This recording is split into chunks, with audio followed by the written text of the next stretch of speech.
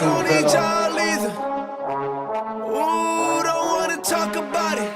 Ooh, like I. 1, 2, 3, let me hear you say.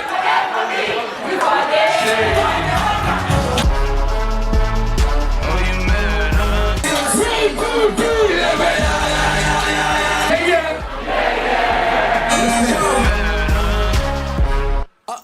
Oh, she gon' be mad, right? Ain't that too bad, right? Handsomefellah, what's welcome to Find Your Way Back. Oi, oi. Thank you for coming. Anytime. I can't wait to get into this conversation. First of all, I want you to tell the people a bit more about yourself. Well, yeah, I go by the name of Handsomefellah. I am an MC, a DJ, and I dabble in a bit of events here and there as well. Amazing. Yeah. So now you're in Ghana. How did that happen? When did you move to Ghana? I moved to Ghana on the 1st of February 2020. How it happened was I got an opportunity through actually my family. My sisters was just like, alright, cool.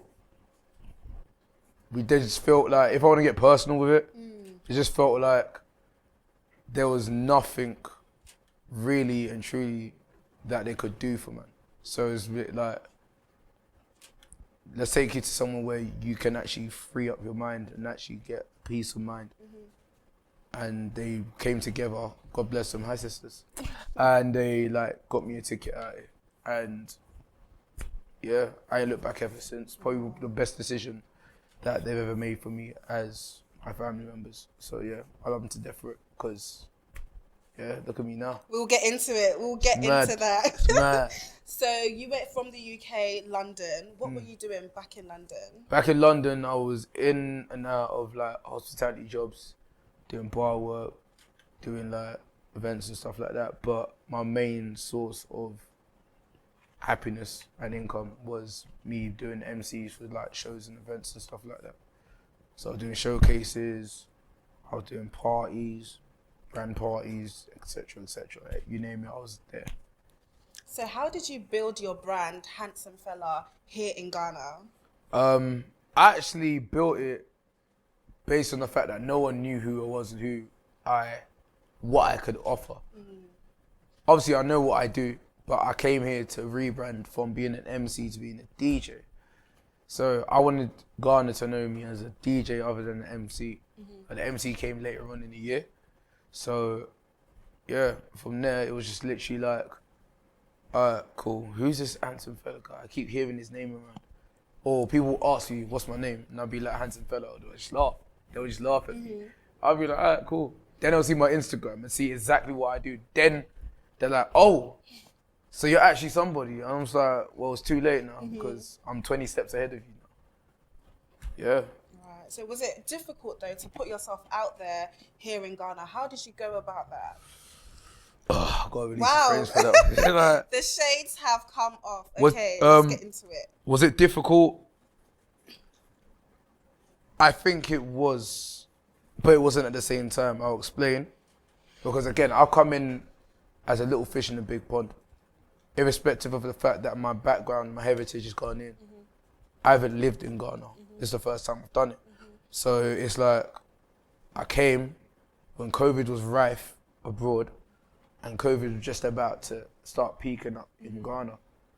I didn't know nothing about the scene out here in regards to MCs and DJs. I went out a couple of times and did my research, like my observations, and I'm just like, okay, cool. There's a space for me here. There was definitely a space for me here. So it's just about maneuvering through the different avenues. So luckily enough, I have people in Ghana that I knew already who are pretty well known within the music and entertainment scene and even in the socialite scene. So either they took me under their wing or I've literally shadowed them in how they move in their different societies, and I've just said to myself, all right, cool. Where do I feel like I need to station myself? I even took it on myself to take a digital marketing class, because when it comes to branding, I don't want to be paying someone else to doing something I could do myself. Right.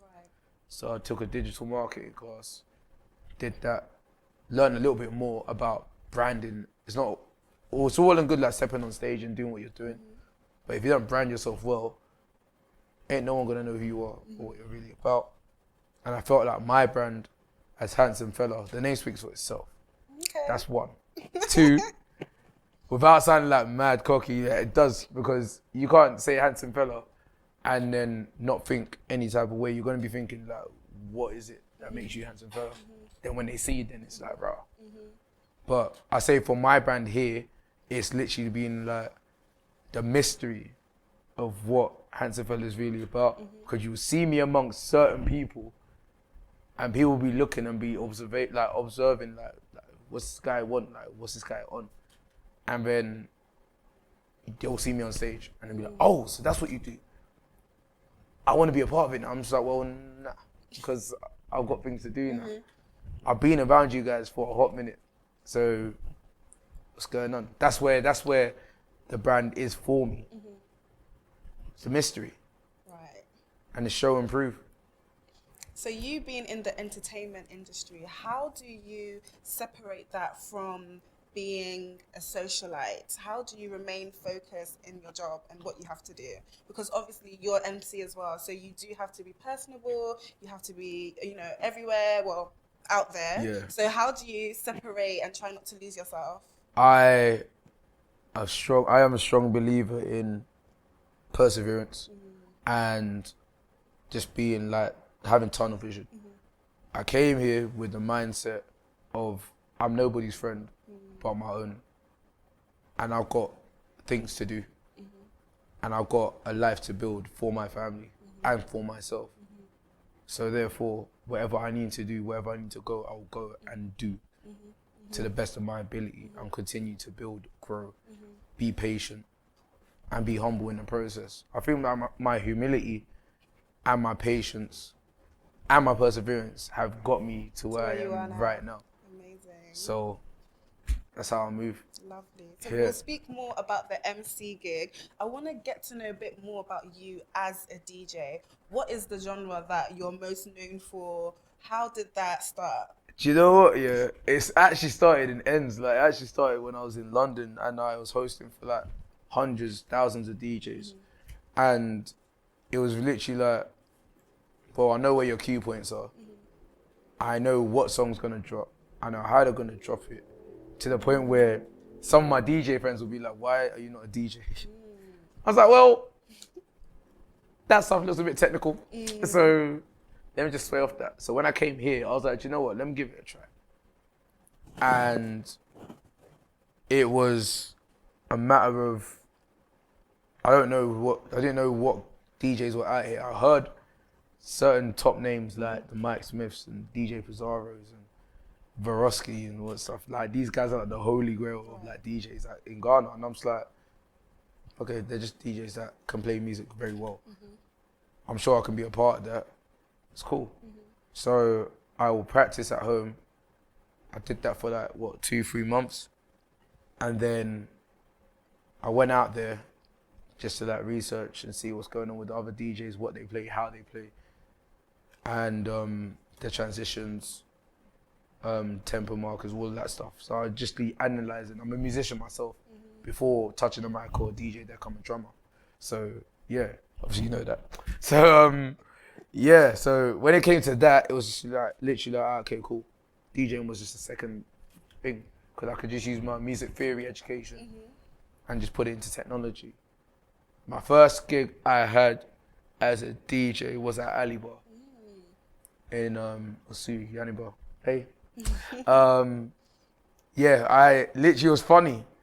It was a funny day. Like, I just went past, heard about Ali Bar, went in, spoke to the manager, saw a controller on the outside, and I was like, "What? You have DJs?" He's like, "Yeah," and he was like, "Oh, do you DJ?" And I was like, "Yeah." Yeah. And then he was like, "Oh, do you want to DJ here?" I said, "Why not?" He said, "Do you want to DJ here tonight?" I said, "What?" I said, "Yeah, why not?" Went home, got my laptop, played. They loved it. And I was a resident DJ there for like the whole year. So like, what did you play? Back, London music? I played, Pop? what did I play? Afrobeats and amapiano. Okay. And it wasn't like Amapiano was just on the rise to where it is now. It was just literally like just ambient music. Made sure my transitions were good. Made sure the choice of music was cool. Fit the atmosphere. Manager loved it. Workers loved it. Yeah, it was alright. And then when I went to the old school Afrobeats, everyone was shocked because they were just like, this inner boy has come. He's educated in his music. Like, he knows what he's doing. We've got to give it to him. So, yeah, then I started to just be a consistent player at Ali Bar, and they've taken me in as a resident DJ. And then I transitioned from being a DJ to being an MC there. So, like, Ali Bar really held me down since I've been here. So, yeah, hold tight you, Ali Bar. Thank you. Hold tight, Ali Bar. What a story. Yeah. Now, if you were in Ghana, December 2021, I'm sure you saw Handsomefellah, you heard his name everywhere. So let's get into December. What was that like for you? Because I know you got no sleep. Hey. If we didn't get sleep, you definitely got no sleep. How was that for you? It was a test of character, and it was very fruitful as well, I'm not going to lie to you. But it was definitely a test of character, a test of health, and my respect level, not only for myself, but for how other people view me. Because bear in mind, 11 months before that, I was working towards December. So I've been through the paths of either like being treated like rubbish, or being looked over, or being belittled, or being like downplayed or whatever, to the point where I'm now at the holy grail of where every DJ and every MC wants to be everywhere. Me, I kept it moving because I already had my set gigs from October, like October, September. So when it came to December, as much as I was very much chilled, there was like an onslaught of more events, and literally from the 1st to the 31st, back to back. It was hard. Wow. But I just literally, I think of myself as a vessel for my family and for everything that I need to achieve. So as much as I will go into a venue with my glasses on and I look half dead, what spikes into my mind is, mate, I've got a family to feed. So forget Emmanuel for a hot minute. Handsomefellah here now. We got things to do. Shut down. Wow. And every single stage Was a shutdown. was a shutdown. And so how did that make you feel? Looking back to you coming to Ghana in March 2020 and now... February 2020. Yeah. February 2020 and now, how does that make you feel? Overwhelmed. And yeah, just overwhelmed. It's very like, I don't know. Sometimes I actually look back and I even have to take a deep breath sometimes. I'm just like, bro, did I actually do this? Like in less than 4 months, I was the talk of the town without me hardly doing anything. And then heading towards at the end of November 2020, that's when I introduced the fact that I'm actually an MC, and then from there, everything went up. And I was a headline MC for Polo Beach Club. Within that short period of time, Accra was screaming because they didn't understand, how did I do it? Where did he come from? There's been people that have been doing this for decades and they still haven't reached the stages of which I've reached in such a short period of time. And it just was down to the fact that, yeah, I was clever. I just observed before stepping into any venue or being around certain people. I just observed character, and I came here with a goal and a purpose to be the best. And just do what I need to do as a man for my family. Love that. Yeah. Amazing. That's it. So what's been the best song you've heard all December? This Christmas period, what has been one of your favourite songs? Hey. You can say a couple. Yeah, no, I think I got like a top 5. Okay, go ahead. Mona Lisa. Adewale.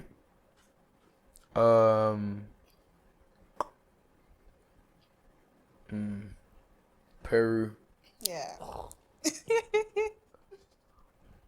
Ameno. Yeah. Ameno. It's catchy. Like, It is. It is. how many of us said already? You said 4. 4. Yeah. All right, one more. Hold on.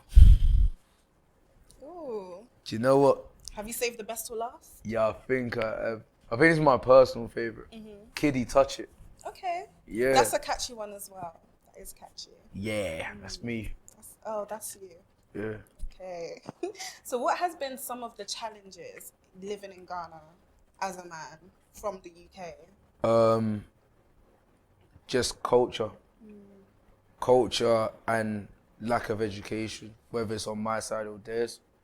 Because like as a UK born Ghanaian, you're being born into a space where you're allowed to free your mind and have freedom of speech. Here it's do as I say, not as I do.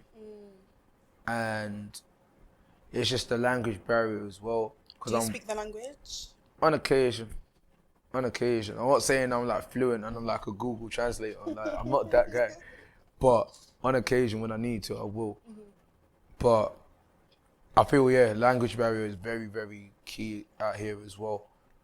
Because I'm well spoken, have an accent. They automatically feel that they can either downplay me, treat me differently, not really regard me as much as someone else is speaking to you or whatever. But I have to do a lot more in order for you to understand me and get me. You get it? So like, I feel that's a little bit of a challenge. Obviously, climate as well. That's an interesting one. What climate? People don't really say that. Yeah, the climate is key because you're coming from wearing North Face jackets every day to literally being in shorts and chali water near enough every single second. Like your whole body changes, and your surroundings change as well. Like again, you went from concrete to walking on sand. Like you went from going to black cabs to going into like Trotsky's. Like these are things you have to really like home in and really educate yourself about. You can't really, even like money as well. Like as much as we come here with our pounds, thinking that everything's cheap, it's just as expensive, if not more. More, yeah. It Do you adds know what up. I'm saying? It really does accumulate. So when I see my boys doing in an enterprise, I'm like, yeah. When you go to HSBC tomorrow, when you get to the end, and you see your bank statement, it's mad. It's weird. It's true. But I think that's some of the challenges that I have had. Personally. Yeah. Okay. So for someone in the diaspora, let's say a friend back home who wants to take that step and join you here in Ghana, what would you say? What would be some of the advice you would give to them? The advice I would say is come, but just come with a plan. Okay.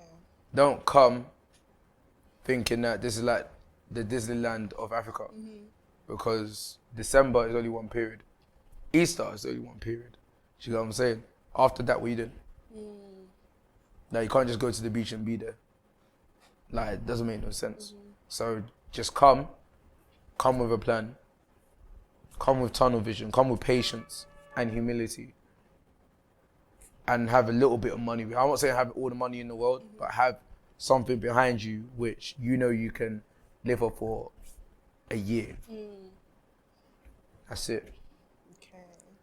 This has been such an insightful conversation. You have no idea. I absolutely love it. Do you have any final words for the people out there, handsome fellow?